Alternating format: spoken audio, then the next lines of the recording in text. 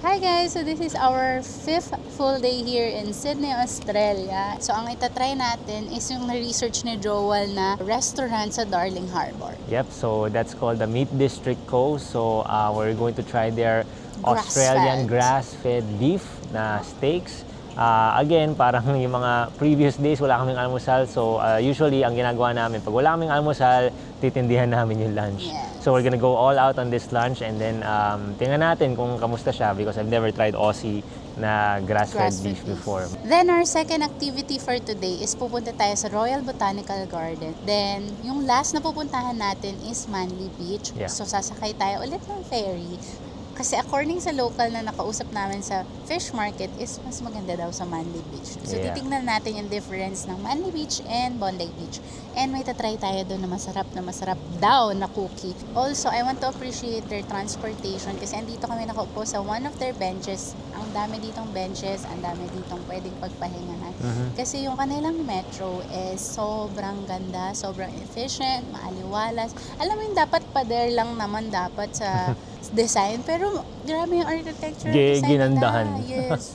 So ayun, we're gonna catch our train. Balik kami dun sa train na pinasukan namin kahapon papuntang Circular Quay. Yeah. And yeah, I think our train is about to leave, so we're gonna get up on the platform. So tara! Tara!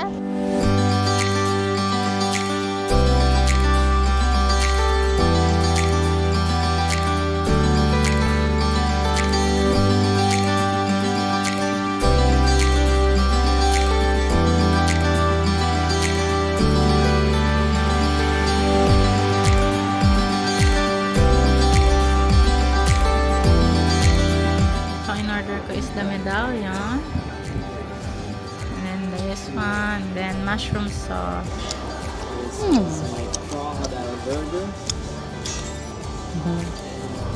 Pag gusto nyo ng mainit yung steak nyo or hindi madaling lumamig, pwede kayo sa loob. In fairness naman, kamusta yung crocodile? Anong lasa? Parang siyang chicken? Parang gano'n. Sarap. Masarap, malambot. Ha? Oh. Diba? Ano lang, patience lang guys sa time kasi nga 40 minutes. Kaya masarap. Good. So tapos na kami kumain mag-lunch dito sa Darling Harbour. Magkano yung nagastos natin? $80. So that's $88 converted to peso. Nasa Parang 3K. 3 plus. So, ano naman siya? Okay siya, masarap, malambot. Pero hindi siya yung parang wow. Hindi siya yung ganong feel. So, this one is good. Parang rate ko lang siya ng sakto lang siya. For the price niya na 3 plus, sakto lang siya. Kaya, ang gagawin natin mamaya sa Manly ay Magsistay ko ulit. So, babawi kami. So ano to ano namin to, experience namin. Babawi lang kami kasi parang mas gusto pa natin ma-experience kasi first steak namin to. So yung second steak namin sa Manly, magta-try kami na steak ulit. Yeah. Ang ganda dito guys. Para siyang kung pinalinis yung Manila Bay.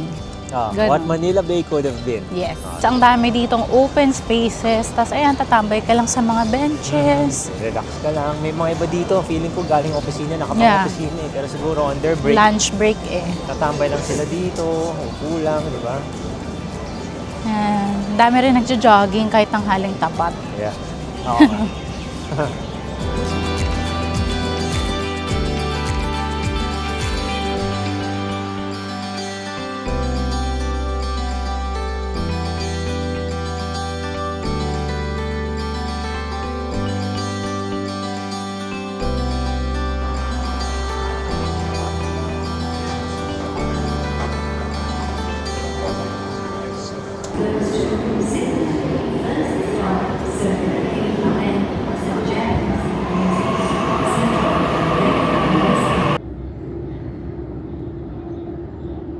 Alright guys, so andito naman kami ulit sa Circular Quay. Like, magiging favorite place na namin to. One of our favorite places kasi lagi namin nakikita yung Sydney Opera House. But also because ito yung papuntang Royal Botanical Gardens. As you can see, ito si Honey, siya ang navigator for this particular side quest.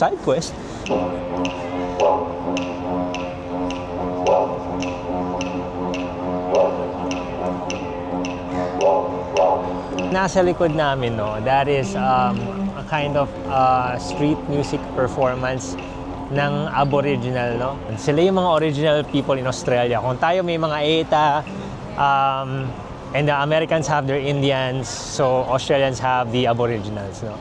So, yun, parang traditional music performance nila yun, which is nice to see, no? Kasi, yun nga, para may share din tayo or na-explore din natin yung culture of Australia. Not just yung modern culture, pero of course, the original culture, so to speak, no? Ng mga Aboriginals. Alright, tingnan ulit natin. This isn't, ayan, ito, hindi nakakapagod tingnan ang Harbour Bridge. Look at that. Diba? Honey loves it. 20 minutes? 2 minutes, 2 minutes na lang daw. And nandun na tayo sa Royal Botanical Garden.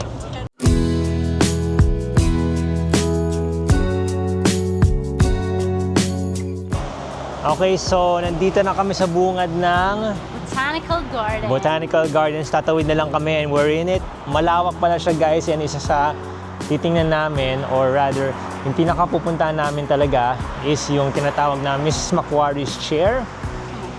So yung Royal Botanical Garden, 1816 pa to inopen. Tagal na.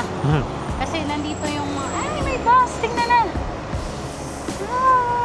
Big bus, Sydney. Pag gusto nyo, may mga anak kayo or senior citizen, pwede yan yung gawin nyo. Hop on, hop off ba?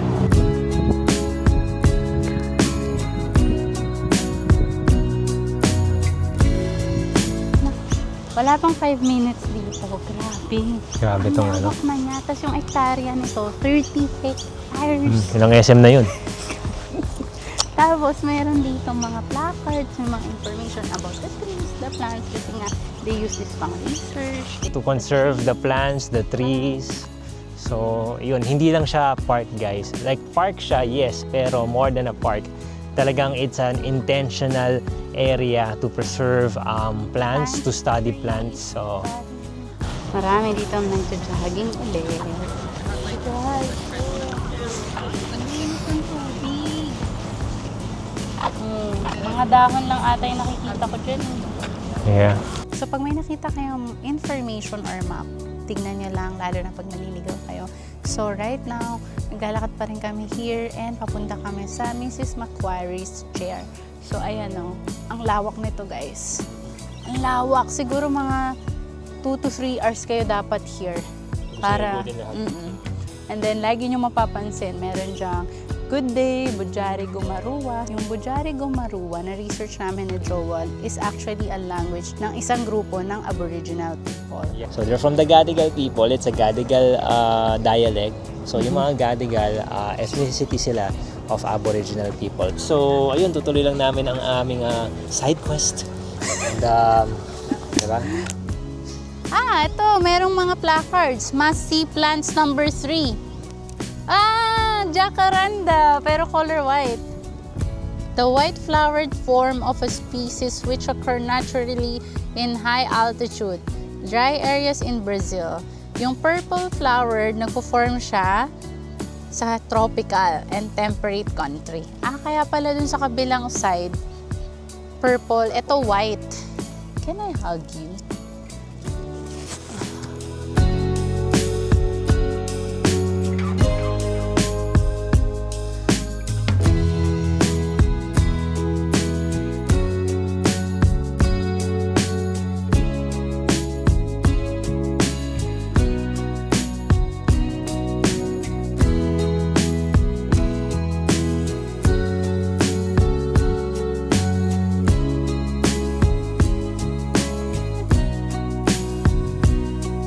Nakarating na kami sa Mrs. Macquarie's Chair. So, maganda dito manood ng sunset. But right now, it's past 2 p.m. Siguro 30 minutes to 1 hour lang kami here kasi pupunta tayo sa Manly Beach. So, mag-stroll around lang kami.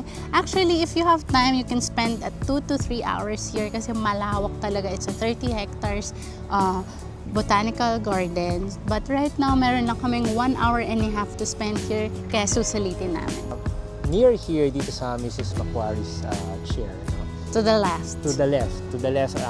Andun siguro yung matatawag natin money view. Yeah. Money shots kasi kitang-kita mo yung Harbor Bridge and yung Opera House. Ang napakaganda ng view, guys. Just taking it in.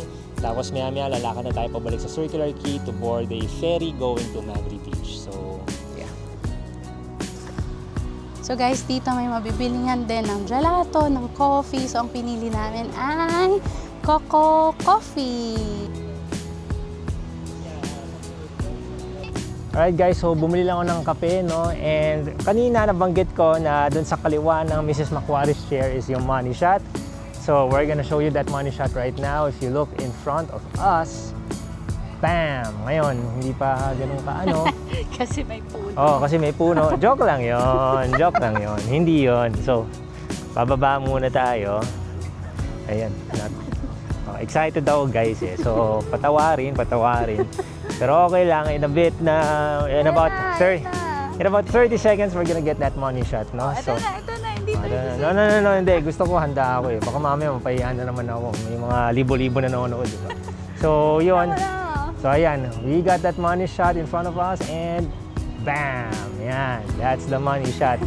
So, yung Sydney Opera House andon, Harbor Bridge andon, may mga ferries, ships. You got a speedboat going there.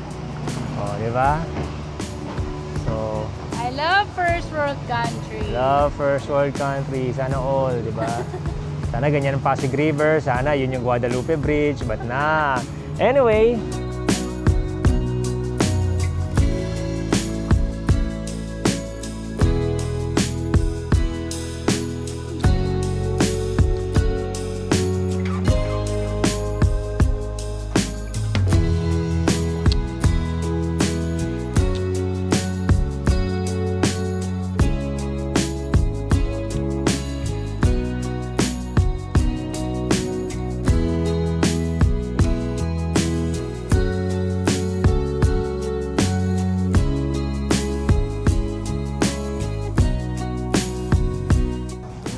So all in all, naka 2 hours kami. Yeah.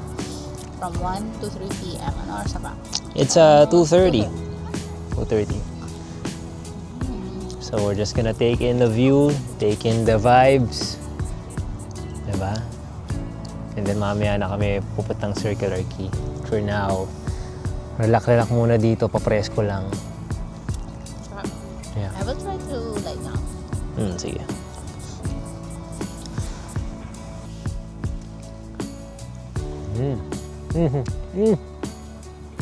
Top.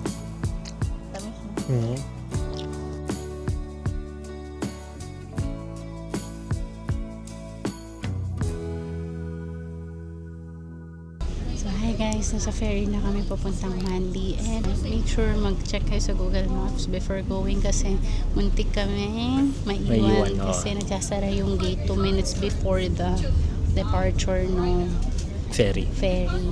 So, umabot kami kasi 30 minutes to eh. Oh, no? this is a 30-minute boat ride. Tapos, yun nga, sakto, pagkaupo namin, gumalaw na siya. So, ganun siya. Last ano kami, beating the red light. Kumbaga buzzer beater. And yun nga, pagdating sa pamasahe, guys, make sure may laman yung opal nyo kasi this one costs $9. Nasa Alright. 300 plus per person. 300 magkano? 347 to be exact. As of now, as of November 17, 2025, yung $9, that's 347 pesos. So, Per person. oo. So, make sure na may laman yung opal card nyo. So, ayun. Then, pag gusto nyo makita ulit at di kayo nananawa sa Opera House, pumunta kayo sa right side. Kasi dito makikita yung Opera House. Sa left side yung Harbor Bridge. Yeah. So, dito pinili na namin sa loob kasi gusto namin magpahinga dahil 30 minutes. Masyado rin natin kasing mahangin sa labas. Oo. Nagstay din naman kami a few ferries before na nasa labas kami. So, Oo. right now, dito lang kami sa loob muna, sa Yep. second level.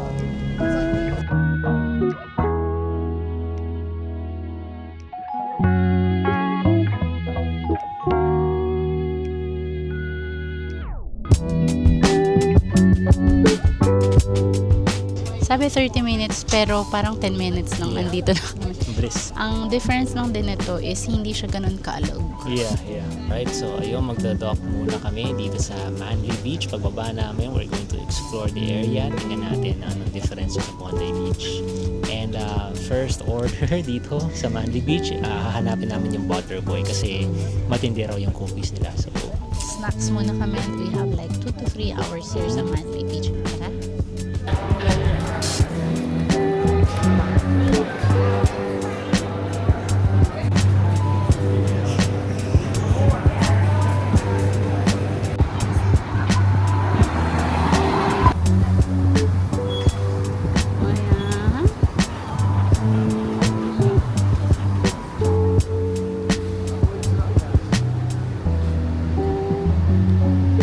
Hi guys! So, nandito na kami. Kakababa lang namin ng ferry and hindi nyo na kailangan mag-top off. Kaya pala $9 yung siningil kanina. yeah. So, i-charge na kayo sa Circular Quay pa lang once you dock dito sa Manly Wharf.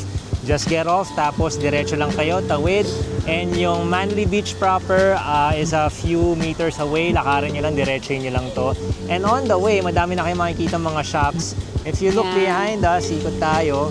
Look at that, ang dami agad oh. Isang diretso na yan guys. Yeah, isang hilera na yan. No? So yung pupuntahan namin agad-agad ay 240 meters pa. Pero hindi kami mabuboard kasi ang dami mong makikita na shops and restaurants. So first impression ko, this feels kind of different from Bondi Beach. Mas laid back ng onte. Mas laid back ng onte.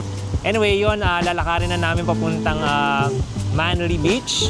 And on the way, we're gonna stop over Butterboy and grab ourselves a cookie.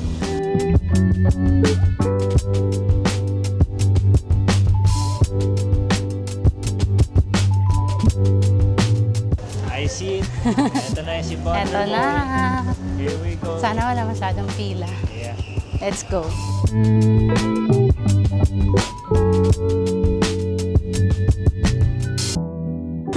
Ang bango. Ang bango.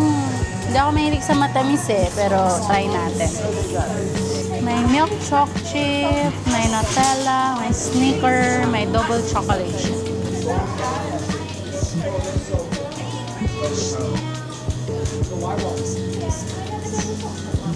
Pistachio. Best seller daw nila, Nutella. Dark pistachio in order ko. Siya yung Nutella. Grabe, parang wala pang 2 minutes, tapos na. Oh, like, sinabi ko na yung order, hinand over sa amin yung boom. Tas card sila dito talaga. Yeah.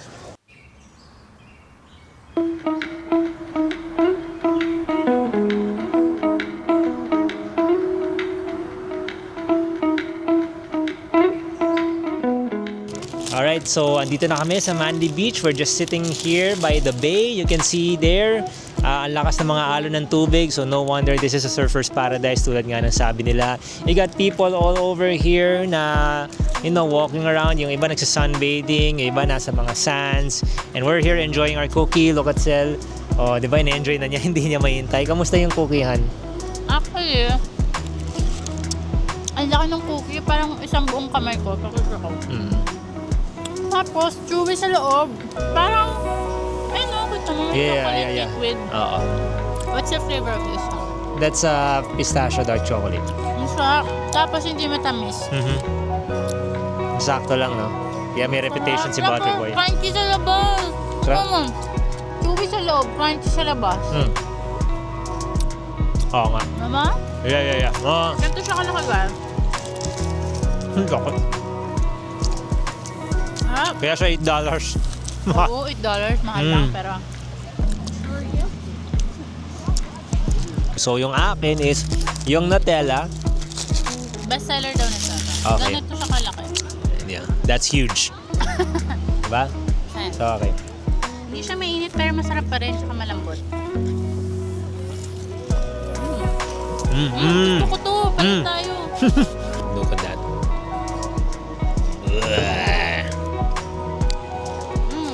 Sarap. Yeah, we'll spend the rest of the day here. Sarap. Sobrang presko dito. It's 4 o'clock. Pero mukhang alauna, di ba? So, Stay here until 7 p.m. Yeah. I like it.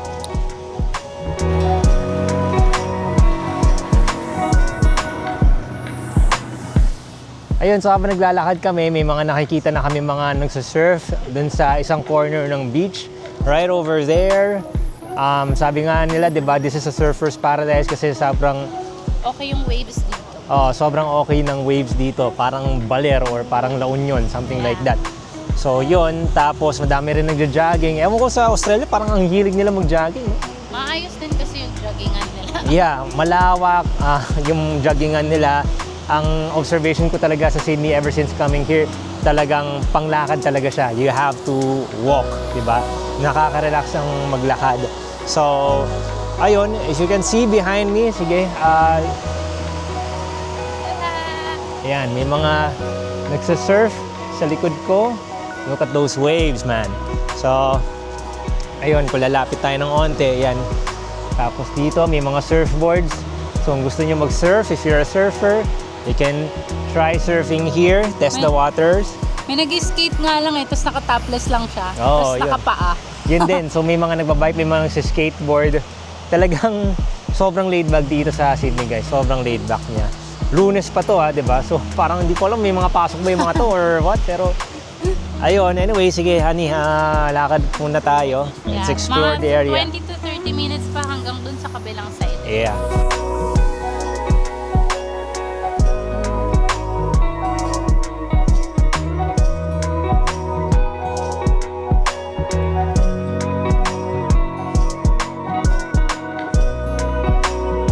So yun, naglalakad kami. We're just following the coastline. Tapos yan yung dagat.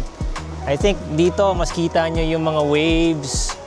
And may mga rock formations. Speaking of rock formations, may pupuntahan kami rock formation na baka pwede magpa-picture doon. Mukhang magandang ano siya. Oh, jeez. Oh yes, mukhang magandang IG spot siya. So we're gonna check that out. Ayun, here's the rock formation. Here is Over the rock there. formation. So may mga nagpapapicture na. I have no idea how to get down there. So we're gonna figure it out.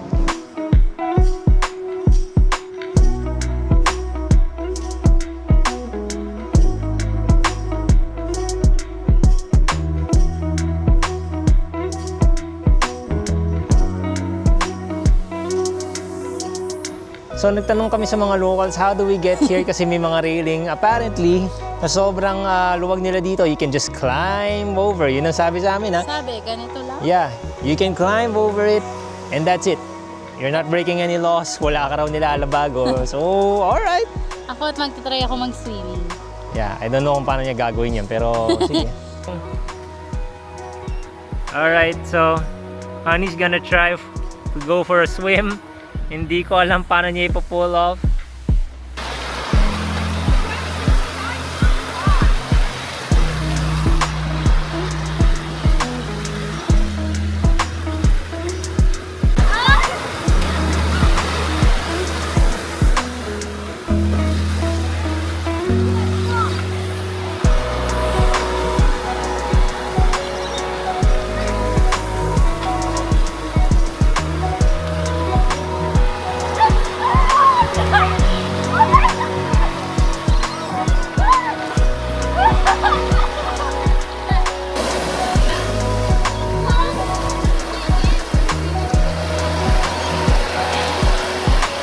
Ang tubig.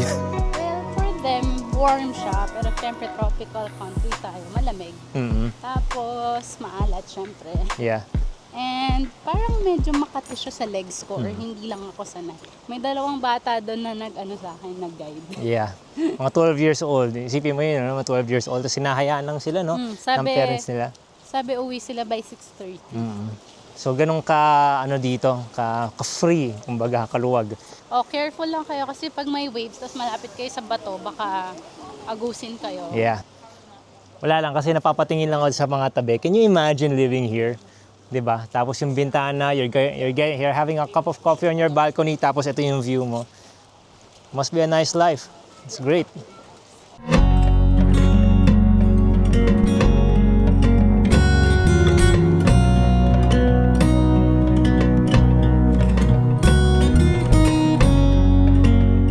Hi guys! So nakapagpalit na ako. So yung experience ko is parang mas nabetan ko dito sa Manly Beach. Kasi siguro big factor yung weather. Hindi siya ganun kahangin unlike sa Bondi nung punta kami a few days ago. Dito mas nakapag-swimming ako. Yeah.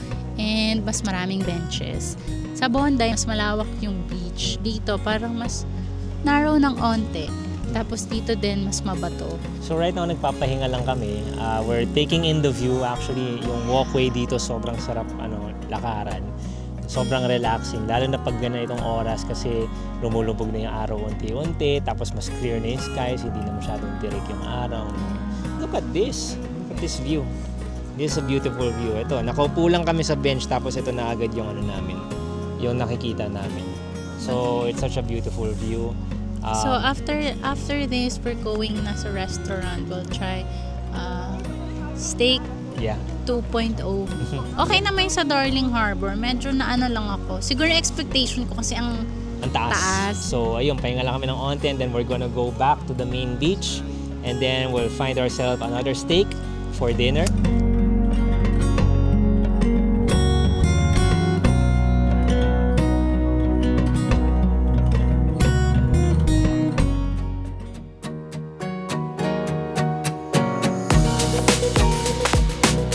Okay guys, so andito kami sa Fins and Ribs sa tapat ng Manly Beach. We ordered New Zealand hoagie with chips.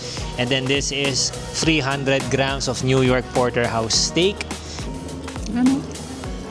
Sulit. Sulit. Tsaka malambot guys. And mainit. Kasi nga pumesto na kami sa loob. Sarap. Thank you Lord. So yung butterboy na tira namin, dessert namin ngayon. Anong oras na? 7:10. Dinulo namin yung medyo mahal na pagkain. Tsaka medyo sulit talaga. No? Kasi last day na. And I think this is the best na nakita namin dito sa city. Kasi with the amount of money rin kasi. Hi guys! So tapos na kami kumain. Sobrang busog and sulit doon sa Fins and Ribs. So naka $60 kami. Second na pinakamahal na nakainan namin na meal. But it's so worth it. So yan ang last look namin sa Manly Beach kasi we're going home sa hotel. We're going to pack na and online check-in. This is our 5th full day in Australia and sobrang sulit. Yeah, actually medyo nasa sepangs na kami kasi yun nga, pagka-uwi, empake na lang and then tulog, tomorrow pagkagising, alis na and then fly back to Manila. However, we really enjoyed our time here in Sydney, Australia. Nakakatuwa na finally nakatungtong kami dito sa Land Down Under. Sobrang iba talaga dito guys. You will not regret it if you come here. I promise you that. So ayun, we're gonna catch our ferry na going back to Circular Quay and going back to our hotel. So yun, this has been Sydney and sana na-enjoy nyo yung vlog na to. If you did enjoy this vlog, which we hope you do, don't forget to like the video and subscribe. Ayan, so until then, I'm Sal. and I'm Joel. This has been Sydney, Australia. Bye, Sydney, Australia! And we'll see you on the next vlog.